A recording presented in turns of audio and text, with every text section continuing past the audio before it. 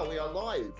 See, hello everybody, and welcome to Disability Wales annual general conference even, not confidence, you need some confidence to be doing this, conference and AGM 2022, The Road to Rights.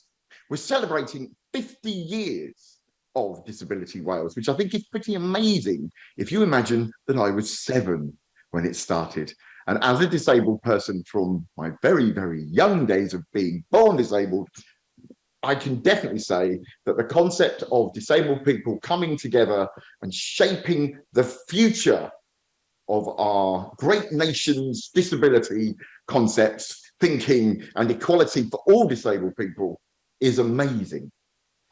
I'm really honoured to be here today. Yes, my name is Mick Scarlett, not, as you may have thought, Max Headroom. And of course, that's a joke that only us oldies get. But you young people, look up Max Headroom and you'll think, wow, it's basically Mick in the 80s. I'm really honoured to be here today. I'm really lucky to have been involved with a project that Disability Wales is leading with the Welsh Government to try and embed the social model in everything that the Welsh Government does. Now, this, to me, it's groundbreaking. It means that the society will have an example of governance where the social model has been allowed to shape policy, not just around disabled people and for disabled people. We've moved on from that. All policy. The idea nothing about us without us is entrenched in the disability rights movement. But surely it should be nothing without us. We've moved on. It's not just about us, it's about everything. Because every single aspect of life shapes disabled people's choices. So it's not just about us, because everything is about us. And this is what will be happening as we embed the social model. I'm working with Disability Wales to roll out training for the staff and disabled people that are working with the staff of the Welsh Government. But Disability Wales have done so much. They have pushed forward the rights of deaf and disabled people within Wales. And I'm so sad that I can't be there with you today, whether you are yourself in the room or like me in the virtual ether. Because one, I have such strong sort of connection with the team at Disability Wales, but also because Cardiff, believe it or not, is my family home. My grandfather, Edward McGrath, was a well-known musician from Cardiff who toured all around the world, playing with his guitar, banjo, and mandolin band. And you can still buy his big hit Vodka on iTunes, although I've never seen a penny of it. But so that's where the music came from. We all carry on this fight, and that is something that we need to acknowledge. And today is what we are going to be doing, acknowledging the contribution of disability rights campaigners and activists throughout the years. We've got a fantastic event lined up for you. I'm obviously joining you online because, unfortunately, I'm not very well at the moment. You wouldn't think that Max Headroom type people broke down, but apparently we do. There's a problem in my spinal cord. And it shows that actually, if you understand the social model and reasonable adjustment, you can create a better world for everyone. The concept of working from home and appearing at a conference like this was the stuff of sci-fi not that long ago. But because of COVID, because of the requirement to suddenly continue society in a crisis, we have realized that there are actually many ways of working that are not the norm. The norm doesn't work anymore. We need to start thinking about how we can modify the way society works for all. And working from home, and thus presenting as I am with you here today, is one of the things that we have learned from this terrible crisis. And it's something we mustn't forget, and it's something we mustn't let those in power forget. But being able to modify what we do will change the way our society works. With so many people able to work from home, one, it opens up the world of work to many disabled people, but also, and social life, cultural events, all can be continued to be streamed online, allowing those who cannot get to events to still enjoy the richness of our society. But also it's allowed non-disabled people to change their lifestyle, change the way they live. And that means we have suddenly a society where everyone isn't rushing into the office at 8 o'clock and rushing home again at 6 o'clock. We have a society where we're starting to realize that there are more than one route to a destination, and that's fine. And we should facilitate all of those. And that's been the key message of what Disability Wales and myself have been doing with the Welsh Government, is expanding the idea that the social model is a tool for change for everybody. It builds a better tomorrow for everybody, and it builds a better understanding of what people need and what they are. Of course, when I'm ill, I still need the medical profession. And many people misunderstand the social model as denying the need for medicine. It's something that's been key to our training at Disability Wales. We've made sure that people understand, no, it's not about ignoring medicine, but it's about acknowledging that medicine should be part of a societal understanding of disability. We've recently seen studies showing that people with learning disabilities and learning difficulties are not getting the same level of treatment. I think most disabled people would know and acknowledge that there have been times where we felt that we aren't getting equal access to the treatment. I know full well, if I had walked into my surgeon's office a year and a half ago, complaining of what I'm experiencing then and what it's led on to, I would have already had the surgery that I need to fix me, and I would have been there in person. So again, it's understanding that medicine has to be shaped through the social model lens. Yes, there are other models. There's the affirmative model and the holistic model and the blah, blah, blah, blah model. Whatever, these are modifications of the social model. All the social model says is that, yes, people have impairments, illnesses and conditions, but that is not what disables us. We are disabled by the way that society has a norm, a convention around thinking, understanding and acting. And that means that we are excluded from things. If we broaden that out, change it, shape it to fit everyone's needs, then what happens is we end up with a fair, inclusive world where all disabled people and non-disabled people have a chance to fulfill their potential. And that is why I am really honoured to have been a part of the whole process with Disability Wales. And I cannot thank Miranda, Rhian and the entire team enough for including me in what will be a historic moment in the battle for disability equality and rights. That's enough from me. I'm not going to waffle too long because we're quite close and it took a little time to start up. And of course, Miranda was screaming, going, ah.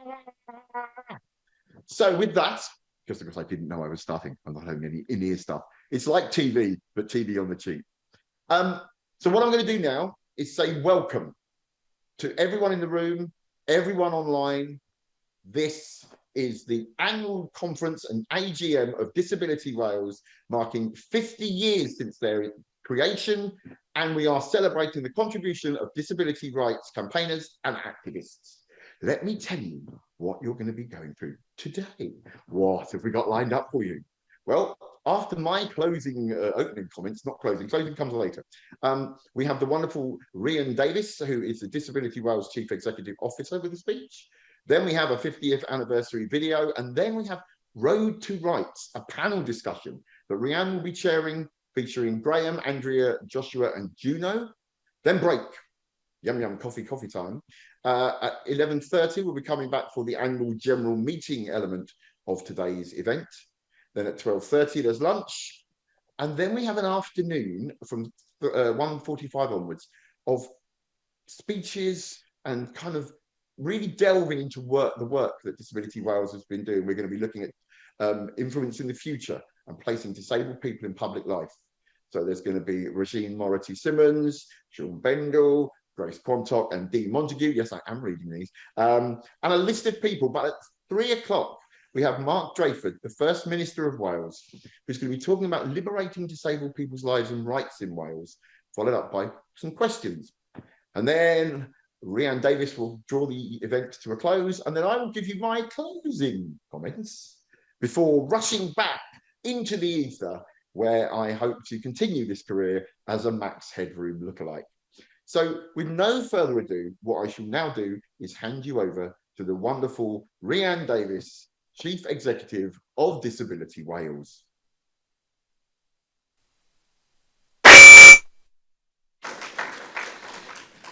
Bore da pawb, and diolch Mick.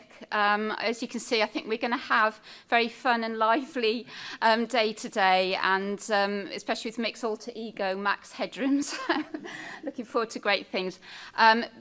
So wonderful to be here. I was saying to some people as I was going around earlier, it feels like we've got the gang back together. After so long, so many difficult times for so many people, so we've got some older gang members and we've got some new gang members, which is really great. And a big hello to everybody who's joining us to the live streaming. Really good to have you with us. This is a whole new ball game for us, working in a hybrid way, certainly at Disability Wales, it's very much the way we want to go.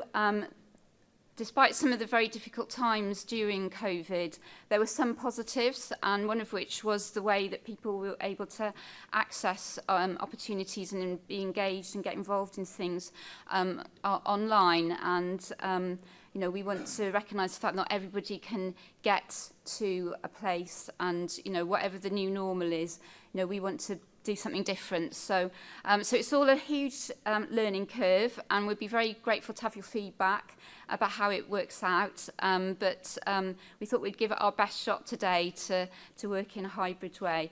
And what better time to try out something new as we celebrate our 50th anniversary. Wow. I bet you know the people who set up DW back in 1972 could never have imagined the world, you know, that we would be in, you know, 50 years later, and you know the different ways of working and the different ways that people can be engaged. So today is very much about the opportunity to celebrate what has been achieved over 50 years. As well as acknowledging that, you know, despite often very passionate campaigning, dedication to, you know, different, you know, getting legislation, getting better access, better opportunities for independent living, campaigns for BSL to be recognised, you know, so many issues that we all get involved in. You know, we haven't, over the 50 years, you know, we haven't necessarily made the progress we would have liked to see. But, you know, things have moved forward. And I think what's been so important is the way that as disabled people, we have taken hold of the agenda to make things happen. Because, you know, rights are never handed to us on a plate. You know, we have to fight for them, and we have to tell the world that actually it is you know, it is the way that you have organised society that is disabling us. You know, the physical barriers, the lack of communication support, the discriminatory or stereotypical attitudes, and just the way policies are put in place that discriminate against us, those are the barriers. And because they are barriers that people have created, they are barriers that people can disband. And, you know, we have seen some of that happening, but we need to see more of it. What we wanted to do today is particularly to draw attention and bring focus to the work that people have done, disabled people have done over many years as activists and campaigners, because successful campaigns and change is brought about by individuals who feel inspired, motivated, and who work alongside others to make that change happen. Oh, my voice is already going. That's a good sign. So I've been around long enough to have been part of the campaigns in the 90s, where we were campaigning for fully enforceable and civil rights legislation, because at that time there was a sense that disabled people weren't discriminated against, that we didn't need legislation either to protect us or to make employers or service providers do things differently. It was all about persuasion. If employers could be persuaded to very kindly offer a job to a disabled person as a lift attendant, then that would be enough. But no, as disabled people, we said no, that is not enough. And that was the rise of the disabled people's movement, for the formation of coalitions of disabled people, centres for independent living, the development of disability equality training, the disability arts movement. So many things where disabled people came together around the understanding of the social model of disability that Mick has just outlined, and use that as the tool to say no, it's society that has to change, and not us. And I think in terms of the power of activists and the inspiration that they can bring, I was hugely privileged to hear Vic Finkelstein, Professor Vic Finkelstein, has become speak at a conference. At that time I was working for Arts for Disabled People in Wales, and I went to a National Disability Arts Conference in Lancashire, and I'd been disabled for about, 5-6 years, and I was involved in disability organisations, but I hadn't really taken on board that sort of identity as a disabled person. And I heard Vic Finkelstein speak. He was the guest speaker. And if you haven't heard of Vic Finkelstein, Google him. But he was basically, along with Paul Hunt, was the founder of what became known as the social model of disability. And I heard him speak, and he talked about the history of how disabled people had people with impairments had been disabled, and the different barriers. And it was like a light bulb going on in my head, and it certainly changed my life and the way I saw myself, and the way then I kind of got involved in active campaigning. So I think sometimes you go to a conference or you have a chat with someone, or you see a program on the telly, or you somebody like Mick who's got that the presence on in the media, and that can be what it takes. So what we're here to do today is to very much celebrate what our activists have done, people who've been around for many years, like myself, but also our emerging disabled activists who are going to lead us to the future, and I know achieve even greater things. So it's so great to have you all here today. We're on Twitter. We've got a hashtag. I think it's hashtag DWConf22. Is that right, Miranda? Yeah. So do tweet along with us. I've seen some quite lively tweets already, and really looking forward to chatting with you all and sharing today with you. Diolch yn fawr iawn. Diolch yn fawr iawn. Diolch am ddod. Thank you very much.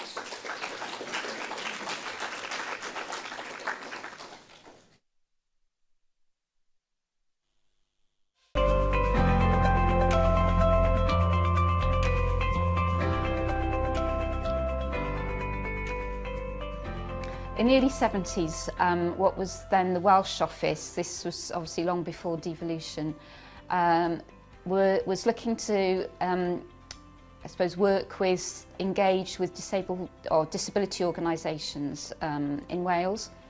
And they approached the Council for Social Services, which is now known as Wales Council for Voluntary Action, to undertake an exercise to find out what disability organisations there were in Wales, and also whether there was a national organisation or whether there would be interest amongst disability groups in one being set up. There was quite an appetite amongst the groups that they spoke to for one to be set up, a kind of an umbrella body.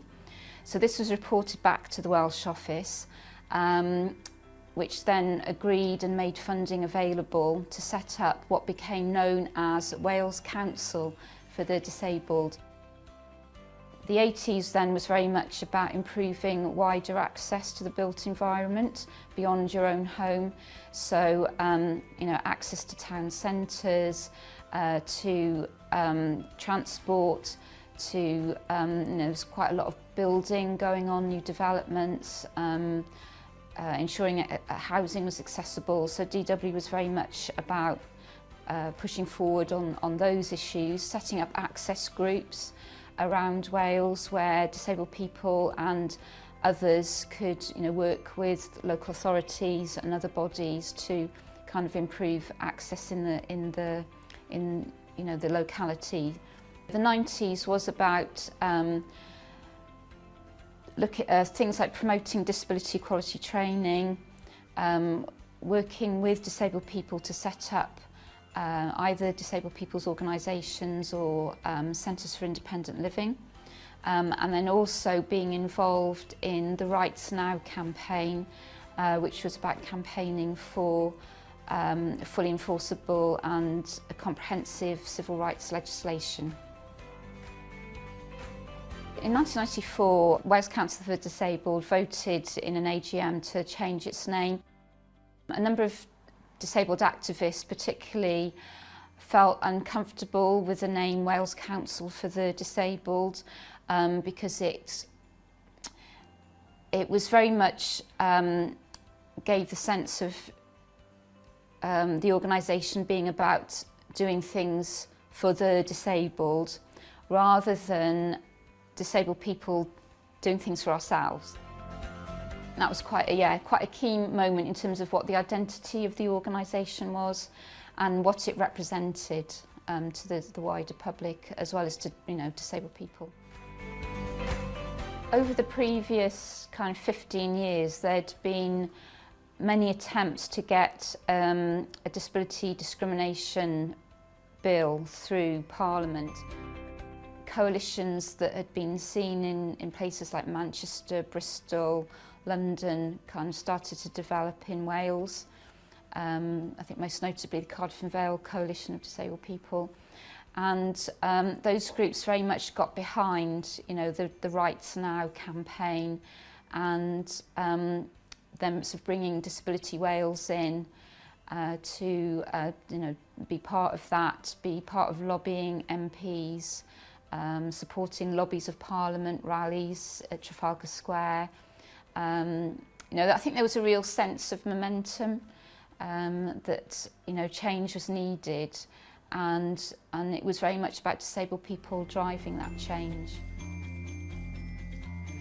So I'd become Chief Executive in 2001. What I was keen to do as Chief Executive was to work with the board, members and staff to look at how Disability Wales itself could make that journey, that it could become the national disabled people's organisation. The motion was put to an extraordinary general meeting, an EGM, in 2003, that DW should formally adopt a social model of disability, that board membership should be 100% made up of people who identified as disabled people, and that to be a full voting member of DW, your group should have at least 51%, be 51%, running and controlled by disabled people. With the advent of devolution, with the election of assembly members, with the government in Wales, there was greater opportunity to influence those policies that had been devolved to Wales.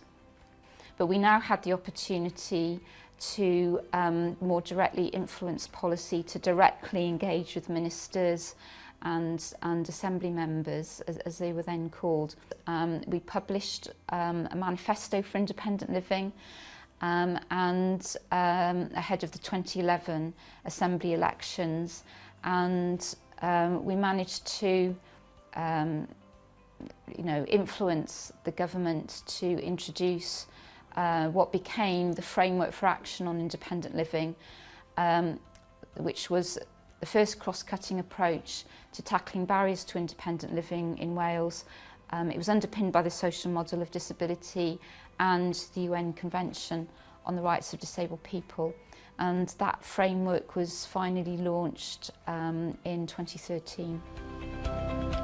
We had the opportunity to undertake research into barriers to independent living. DRILL was very much about disabled people being in control of the research area, with the academics acting sharing their expertise, but not, not controlling the research agenda. And I think that was important for us because it actually built the capacity of disabled people's organisations to develop research skills, to work co-productively with universities. And I think that work has really carried on and was very evident then in, for example, our involvement in the co-production of the Locked Out report, which was looking at the at the impact of COVID, on disabled people, and other work with universities in Wales. Something else that we'd long lobbied for was for an access to elected office fund in Wales, because for many disabled people there are additional costs faced as a candidate if you're standing in an election that non-disabled people wouldn't have. The need for meetings, to have communication support in meetings, the need for assistance if you're going out door to door canvassing for votes.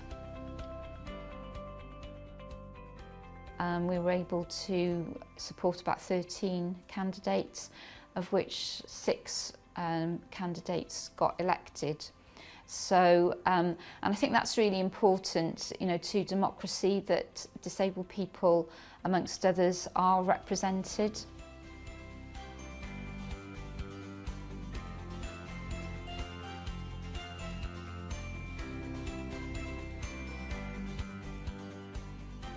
So it has to be said, it is an incredibly challenging time, for disabled people as individuals, but also for disabled people's organisations, particularly those running at grassroots level. We've had over 10 years of austerity, cuts to benefits and services.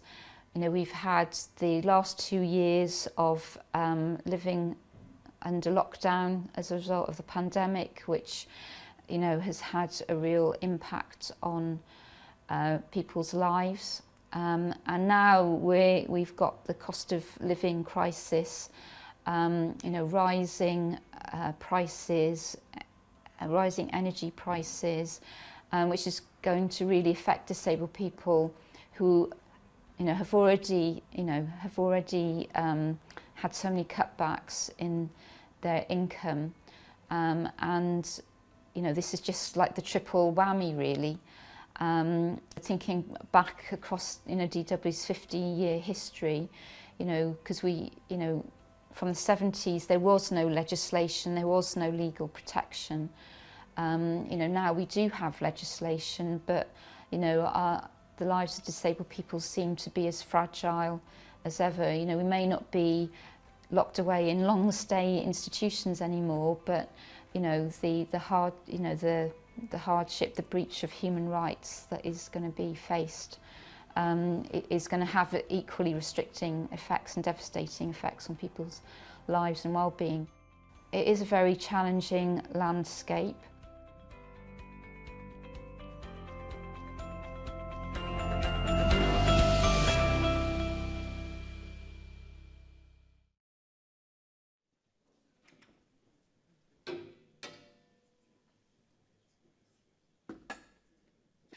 So I'm really pleased to be joined by Graham Finlay, by Andrea Gordon and by Joshua Reeves. So I think we're going to start first with hearing from Graham. So Graham and I go back a long way. I think first to when I was working for Cardiff and Vale Coalition and you were working for the housing. No, 1995. You interviewed me for a job. Oh, did I? Oh, no.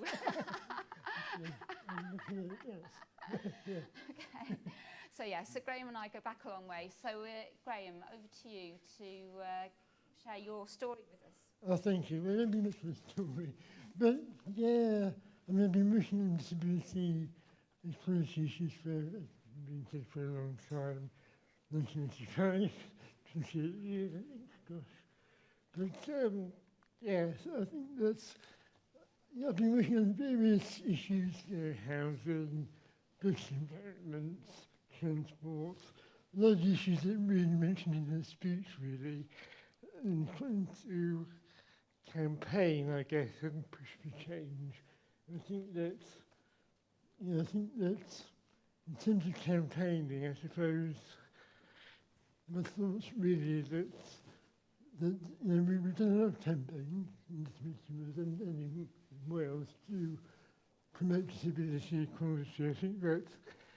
I think that looking back over the last decades and so on, I think there's been some really great achievements, but there's also been issues around how we engage with the public, and the issue about how do we gain public support.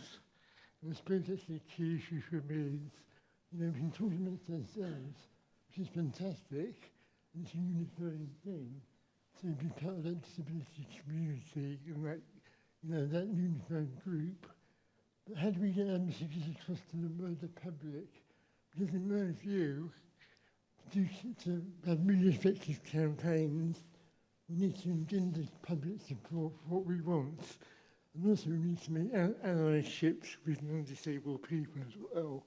So we need to have that broad range of support.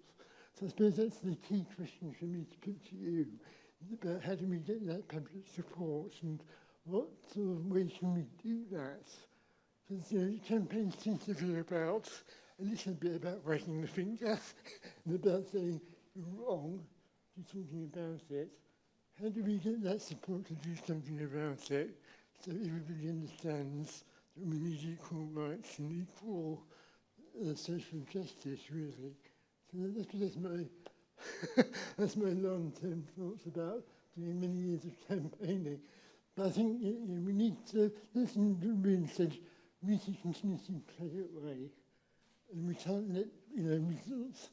When the Disability Discrimination Act came in, given by Andrea and Liam, and we thought it'd be a big, some sort of solution to the rights of disabled people and the barriers we face. And in fact, it's been a bit disappointing. We've had to enforce those rights, taking court action, and since the I suppose the dissolution of the Disability Rights Commission and I suppose the degrading of the EHRC,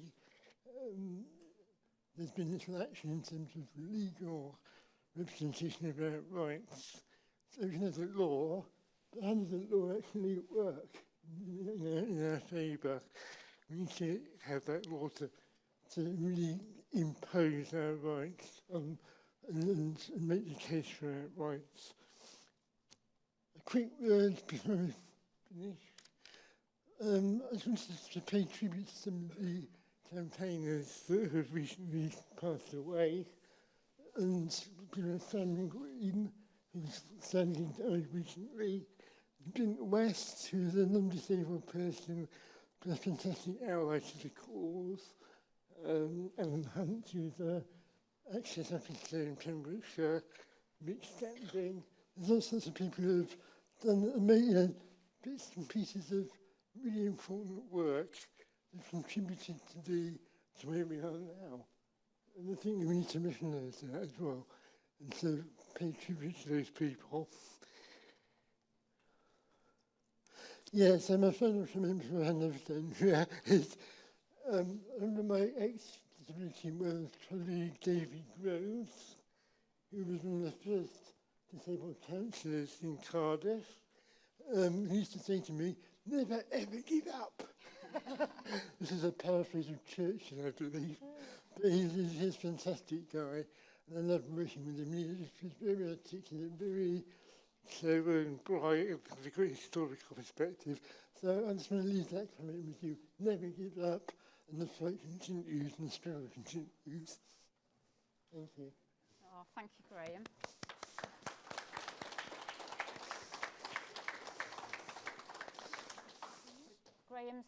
Graham's picked up quite a few issues there about obviously what can be the goals of campaigning, particularly for around things like legislation, which then don't get translated into action. So I think that's going to be a really important topic. And I think also about the, thank you for raising some of the people who have been important activists, but who are no longer with us. We will be paying particular tribute to Simon Finn, who you mentioned at the AGM, who we sadly lost this year. Yep. But it is so important that we remember, because everything where we are now, we've achieved because others have come before us and others have put in those hard miles. So.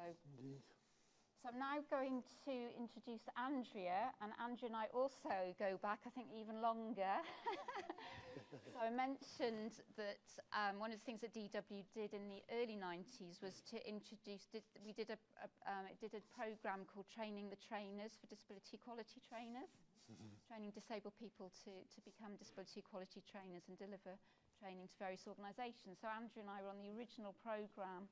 And I think we've got a few tales to tell about when we became trainers, and we did a lot of training together. Some quite hair-raising experiences. I'll mention Anglesey. Oh. So I think we're just. All right, so there's just a bit issue with Andrea's mic, so I'll keep filling. I was hoping I wasn't going to have to divulge what happened in Anglesey. No. What happened in Anglesey stays on. But Andrea is, I think we sorted out your mic now, there we are, saved by the bell. So yeah, Andrea. Thank you, Rhian. Hello, everyone, and it's a pleasure and a privilege to be here with you. Yeah, I cut my teeth, I guess you could say, in the disability movement in the 1990s, and Rhian has always been a great influence, and positive influence in my life, for which I'm grateful. I grew up went to special school. I've always been a disabled person, but actually I haven't always been a disabled person. I used to be a blind person, but I'm kind of extra now. So I've got, that learning about what Rhian mentioned, that light bulb discovery of an identity which was about society being the disabling factor in my life, really changed the way I understood my psychology and how I relate to discrimination and society, and the way that it prevents disabled people from being active participants in life. So that was a big journey, and I'm still on that journey, because now and again I slip back. Now and again I sort of think, oh hell, it's actually my fault. And then what I do is I go and talk to some of my friends, mostly disabled people, but by no means all disabled people, because it's important to recognise, as Graham said, that we have our lives, and I find that really empowering. So if I slip back, I'll go and have a good moan, and then get some strength back from learning that I'm not the only one on that slippery slope. So yeah, it's having a firm foundation in that identity, I think, really helps me. I currently work for a third sector organisation who happen to be a charity, but I'm no less committed to the social model for that. I think we've seen huge advances, and Disability Wales have a massive contribution, have made a massive contribution to all of that work in Wales, and Rhian, as a leader, should take, and her team over the years should take great credit for that. I think where we are now, though, it's both exciting and has potential for huge change, but I think we need to keep our foot firmly on the pedal. I think now is the chance we have to take the work forward in Wales. As Mick said in his opening address, the Disability Rights Task Force and the commitment of Welsh Government to the social model is a fantastic and exciting thing, but it won't mean anything unless it changes the lives of disabled people.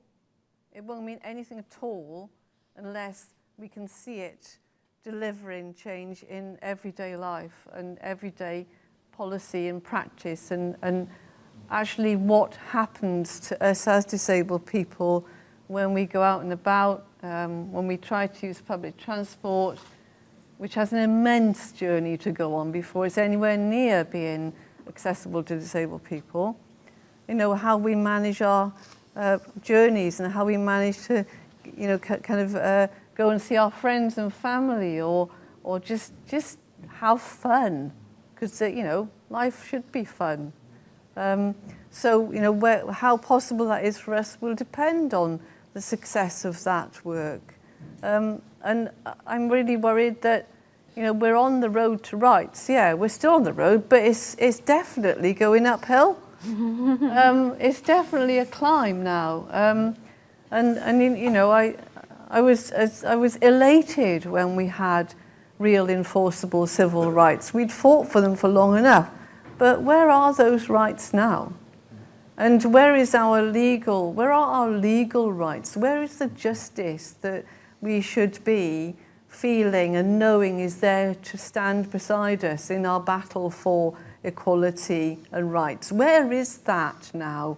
Because I see that falling away, and I see people struggling to live that life that we have a right to live. So I'm really keen that we keep the pressure on, that we recognise that Welsh Government is committed to that, but I'll only believe it when I see it happening. And talk is easy, action is what really will make the difference. So that's kind of where I am today. Thank you very much.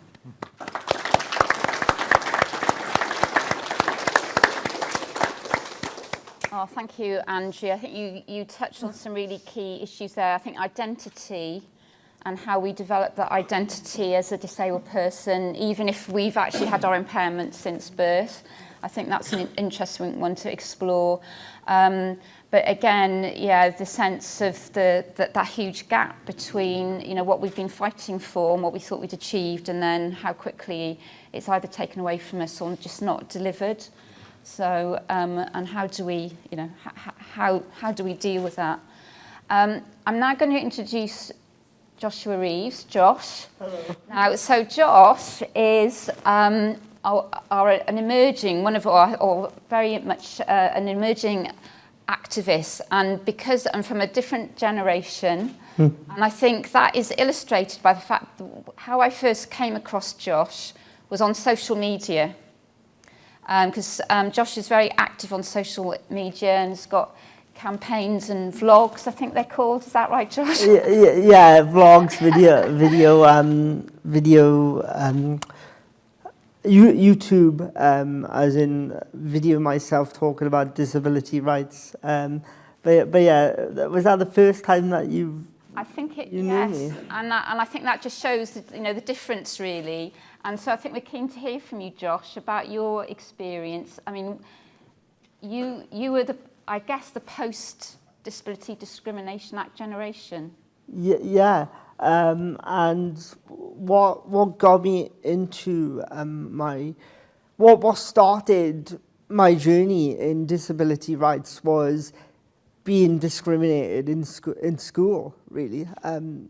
When I went to a mainstream school, and they really discriminated me because of my disability. I was the only wheelchair user there, and then in my last year there was 2 wheelchair users, and there was 2 things that really terrorized me as growing up and going to school there, because I was really bullied and being pushed into that bubble because of my disability. One of the things that they did is that they wouldn't allow me in a certain room because they had this lovely looking carpet. It's probably nice. Well, mind you, this carpet is nicer, and so I don't know why they wouldn't want me to ride on it. But what happened one time is that I had muddy wheels on my chair, and they threatened me with detention because I had muddy wheels on my chair. And they put, I kid you not, they put conference paper down because they didn't want my wheels to get on the carpet. And it happened, not happened just once, but it happened twice. I got threatened but with detention, and I went to the Senko, and they said, oh, that person never said it. And I'm like, they did, because why am I crying? Why am I going home and not having sleep? So the next thing in my school was I have to drop out of GCSE history and business studies because they wouldn't allow me in the lift because the lift was out of order. And I said, when are you going to fix this lift? We will soon. And it took them 6-7 months to fix it. But I have to go in the library without my class being there and being taught by my one-to-one. How does my one-to-one know about history? They're not a teacher. That's not what they are there for. So that really peed me off to become a campaigner. And I started becoming a campaigner in 2015. I remember the time where I went to the shop and this lady just kept on staring at me, and she was very patronizing. Oh, do you need help and stuff to reach them off the shelf? I was like, no, I'm fine, I could do it myself. So I reached this packet, and she was like, wow, we can reach stuff off the fridge. And so went to pay for my food. Now the lady was in front, and she said, let the disabled kid go first. And I was 4 people was in front of me in the queue. I wanted to get served first, and she demanded that I go down there and before anyone else to get this, to pay for my food. So I was really angry, very furious. So it weren't a better time to launch a campaign, because I was doing a documentary for BBC 3 called The Unbreakables, not The Undateables, just highlighting that. And this Unbreakable series highlighted my college when I studied at the National Star in Cheltenham. So I decided, right, I'm going to make a campaign, but I'm going to put in the documentary so my campaign will grow. And I have. So I launched a campaign called Don't Call Me Special back in 2015. And the key of the campaign is to go into schools, educating children from the age of 3 to 16, but it could be 18 if they have to change the PowerPoint slides and have to adapt to the children's ages, because it's very hard to train or to educate a person that's 3 years old on disability.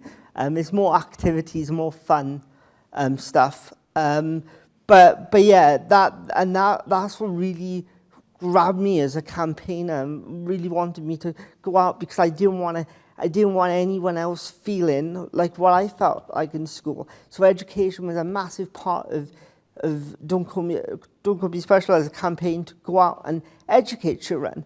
And I went to Stroud, Gloucester and Cheltenham.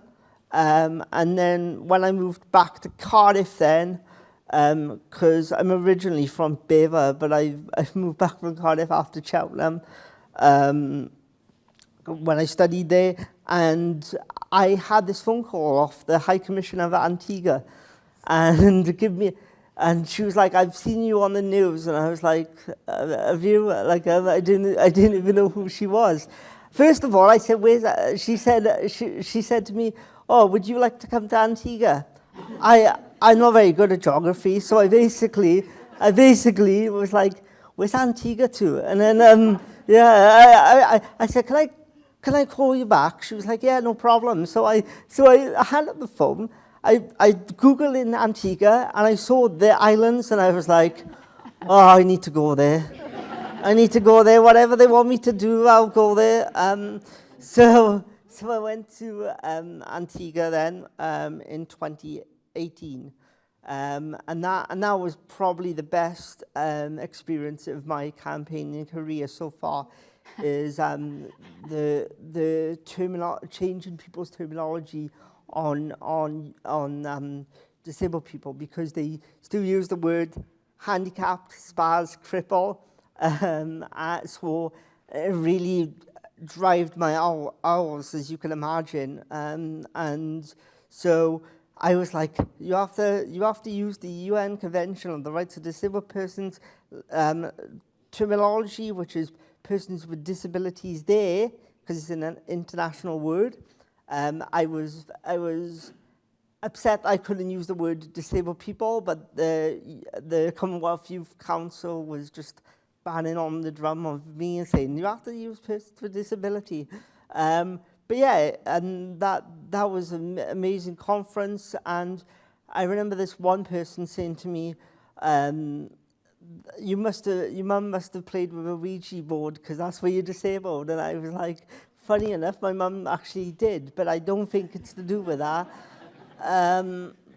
But yeah, it's just crazy how I saw Antigua from the UK. But then when I got back from the UK, then and started back to Wales, I did see a vast improvement compared to where we are from abroad, from Antigua. But there's a lot of stuff that needs to be changed, and this is why I love, because I've been, for the past decade, not even a decade with my campaign in 2015, I've been working solely on my own. And then when I got back there, I now work for a charity like Andrea called Leonard Cheshire, and I'm campaign support officer for them. But I love being with organisations to co-produce and to collaborate with pushing the drum further towards the Welsh Government on the social model of disability. And I think that that's our top priority right now, is to make sure that the social model is embedded properly, and the UN Convention on the Rights of Disabled People. I want to know where's that agenda, because everybody, like, a lot of people pledged for it, but where is it? And we need to know where it is there on the agenda. What's the time frame? Because that's the problem. There's no set time frames. There should be, but yeah. So I'm pleased to join you today. So if you've got any questions for me or for Andrea or for Graham, I believe. Yeah, Graham. Yeah, let me know. Thank you, Josh. I'm just wondering where I've been going wrong for all these years of campaigning. I've never been invited to go to Antigua. But yeah, no, that's amazing. But yeah, so, and I think what strikes with Josh, because you were talking about, you know, I mean, obviously, you know, hugely sorry to hear about your experiences in school, that, you know, that you should be subject to that sort of bullying, and we're not even, and then we're probably, it sounds like we're talking not like from fellow pupils, which would be bad enough, but actually from the people, you know, who should have known better. But it's also quite, in a way, you know, it's upsetting as well, because, you know, Andrea, Graham and I campaigned for legislation that was supposed to stop that sort of thing from happening, so that the next generation of, you know, disabled people, young disabled people, wouldn't experience those kind of issues. And I think for me, that's, you know, that story that Josh has told us, you know, highlights, highlights the gap. So I'm just wondering, either Graham or Andrea, how do you respond to, you know, what you hear Josh talking about and Josh's experience? Andrea?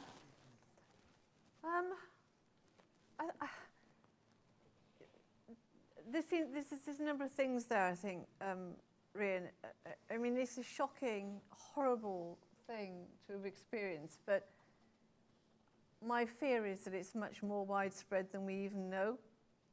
So what's great about the disability movement is that it allies people with a common shared objective and hope and passion. But there are many disabled people who are not engaged in that way, and young people as well. And I particularly seem to come across quite a lot of younger, and of course I work primarily in my professional life with people with a vision impairment.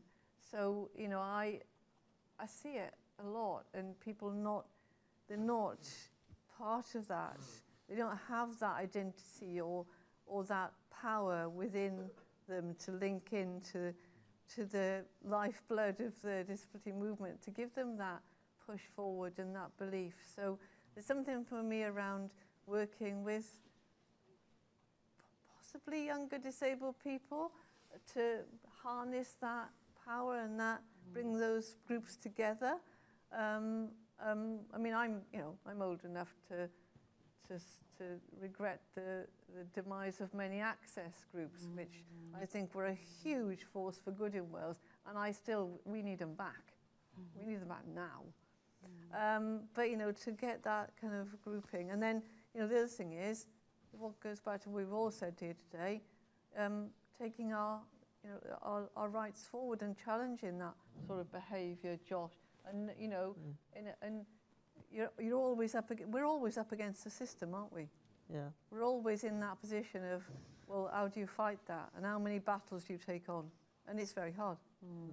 No, that's a good point. Graham, your thoughts? Well, I think in terms of the positives, it's great you're doing this. As I said to Ryan earlier, it's about, you know, I'm an old lad, you know, I've been doing this for ages, and it's great to have somebody like you know, handing over the baton to people of your generation. At some point, I think 10 years ago, I was getting a bit desperate. There wasn't a generation to hang on to in terms of understanding the social model and the struggle for disability rights. But I'm really, I suppose since Twitter and social media, there's been this awareness raising, there's been this sort of movement, I guess a kind of movement, you know. Yeah. So that's really important. Yeah, I think I quote Tony Benn, of all people, who you may not remember or may do. He used to say that we need to continue the struggle every day for rights and for, you know, social justice. And that won't go away. We need to renew that struggle each day. And there's always going to be these disappointments and these, in the moment, of passion of regression. I think the rights have regressed over the last 10, 15 years through government policy. That's my personal opinion. So we fought for those rights and they're now being pushed back. So we need to maintain that momentum, which you're doing. And I think, you know, that's a positive to think about, really, that. But also the issue about, well, you know, you've heard the phrase intersectionality, which is a bit of a buzzword. That means that we get all kinds of people on board from different impairment groups, different racial characteristic groups, all sorts of different people who are facing similar barriers. And there's definitely similarities in the barriers that all those people face. And I think that we need to think about that a bit more clearly, about how we make those connections and partnerships with all sorts of different people. I think that's this afternoon we've got a session which will involve participants from our Equal Power, Equal Voice programme, which does very much look at intersectionalities. It's a partnership, a mentoring programme that's in partnership with our colleagues at Women's Equality Network Wales, Stonewall Cymru and East Ethnic Youth Support Team. And I think you're right, it's also about finding common cause with other groups that experience oppression and discrimination and finding the common barriers. I think one of the things that, you know, certainly when, you know, I was involved in the 80s and 90s, there was this explosion of disabled people's organisations all over the country. You know, groups of activists would get together.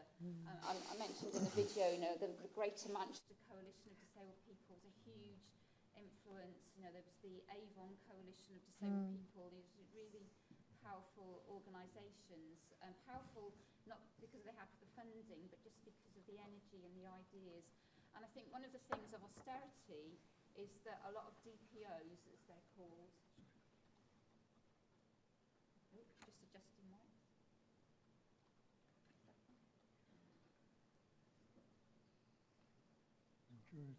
A lot of DPOs have lost funding. Andrew was talking about access groups. You know, there used to be an access group in every local authority area, but you know, I think there's only a handful now. So I think we've lost some, you know, some of those groups that brought people together. But I'm also wondering, Josh, whether in terms of whether getting involved in groups is whether that's what people want these days, and whether it is much more about social media campaigns, and you know, it's a different idea of reaching out and involving people. Yeah, I like both. I think the main thing about campaigning for me is I think the new power tool now is social media, ideally Twitter, because Twitter's got a very good handle to use when you need someone to respond to when you're looking for other activists like yourself. I use disability Twitter, the hashtag, quite a bit, and that's a really good way to communicate with other activists. And there's a lot of ways of working together on there as well. But in terms of having working groups, having stuff on Microsoft Teams or whether it's in person, that's always good as well, because I think when you're with a room of passionate people like we are today, I think that it's really good to discuss ideas and to co-produce with each other on it, because we've got a bigger fight then. We've got a bigger drum to push the government's agenda. And I just feel like that's what we need. We need those people on Twitter that are so passionate and so willing to speak up, but we need them also either in a virtual way, as Mick, but then also in person. It depends on what that disabled person prefers. But it's so good to see that there's so many options for me, because I can imagine with all you three is that you didn't have social media to campaign on growing up.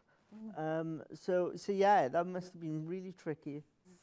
I mean, thank you for the sympathy, Josh. But yeah, I mean, I know when we did, I was saying this at the event we had last night, because in the 90s, the big campaign was to, civil rights legislation. So there was lobbies and rallies, and because they were all up in London, rallies in Trafalgar Square, lobbies of the Houses of Parliament. And, with 30 odd years ago, there was no, transport wasn't accessible. It was very difficult to get anywhere, but literally somehow or another thousands of people got to these lobbies and rallies. And I remember in the Cardiff and Vale Coalition, I think we hired the only accessible coach in South Wales. Coaches? Yes, that's right, caring coaches. I couldn't remember. Yeah, exactly, caring coaches, because it had a lift, a tail lift. And that's what we managed to cram as many people on as we could. And, that was what we were up against. But there was that sort of drive to get there. I don't know if we've got a roving mic, but I don't know if there's any questions or comments from the floor on anything you've heard from this discussion. Just looking to see anyone want to offer a comment? No, it's not compulsory.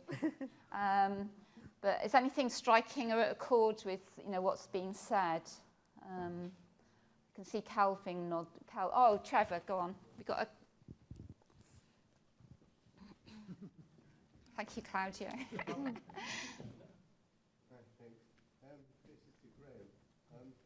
What have you found the most challenging moment or aspect of your campaigning career? Like. Thanks for that question. I think that I suppose it's a long-term game, isn't it? You need to have that perspective where things won't... When you start a campaign, you hope things will change overnight. And it never seems to happen. There's a long haul after a campaign ends, and you need to raise that momentum, keep that momentum going all the time. Something about housing, I sort of kind of specialise in housing a little bit. And we had a really good campaign about accessible housing, lifetime homes it's called. And, you know, the Trinity Wales was really involved with that. I was employed by them. And we had a government, the Welsh government, very new Welsh government, committed to make all social housing lifetime home standards, which is a real massive boost in terms of social housing in particular. But the issue then was, okay, we've got that in place. There's loads of other houses that need to be sorted out in the private sector, in the rented sector. And so that gain was great, but we needed to be pursued further.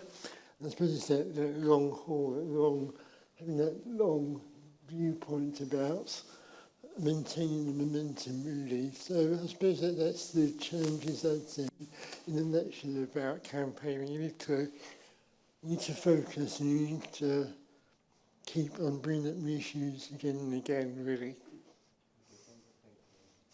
I think it's the complexity, isn't it? In a way, the legislation, even though it took 20 years to get what, you know, the DDA, the Disability Discrimination Act, which wasn't what we hoped, in a way, that was almost the easy bit. Yeah. It's the complexity of delivering it when you've got so many different players. And often, for us as disabled people, sometimes it's about technical solutions. Yeah. And, you know, in which then they start talking about price tags and, you know, that sort of thing. But then, you know, but things like attitudes, you know, that could so easily be addressed. And any other comments from the floor? Oh, Felix, brilliant. Felix, who's right behind you. Hello. Thank you very much for all the panel members. I got one tiny little bit question for all three panel members. So as DW, we're an umbrella organization, so we always try to unite more individuals or individual organizations. They're trying to fight for disability rights. So do you have any advice for us in terms of networking and expanding our influence and network? Thank you. That's a really good question. Who'd like to? Andrea, would you like to make a stab at that? Felix, was your question to know how, just for me to be clear, was it how we ally with each other? Yes. Yeah. Yes. Okay. Yeah. To be blunt, there's no room for infighting. There's no room for. One of the areas of work that I do a lot of is I end up standing on a lot of roadsides with a lot of highways engineers, and on a lot of railway stations with and then I'll, you know, and sometimes with other disabled people who sometimes do not take into account the needs of all of us. When you're trying to deliver a solution, it has to be holistic. It has to be thought through. And I worry whenever I'm in that situation that what I'm saying is the right thing that will work for the most people. So, you know, inclusive design is a particular passion of mine in terms of the built environment and public transport. But but it applies to it, that lesson of working across and among and with all of us. There's no room for, I can't think of the word, I would say one-upmanship, but that's terribly sexist. But you know what I'm saying? It's like, well, I'm not in a worse situation than you, and we have to work cohesively, and that needs to be, we need to do more work around that, because I still see it happening. I think that's a really good point to end on, actually, and I think hopefully today is very much about what that's about. We're back together, either in the room or in the virtual world, and we long may it continue. So can I, on behalf of you all, can I thank Josh, Andrea, and Graham for fantastic contributions, and should we give them a round of applause? And we now go to a break until 11:30. I think the tea and coffee has been served next door. And then we've got another exciting session for you. Although it's called, so exciting, it's known as AGM. Top secret initials. But there'll be lots of things going on, lots of things to hear about. So, and then we'll have a nice lunch. So see you back in 15 minutes. Thank you all.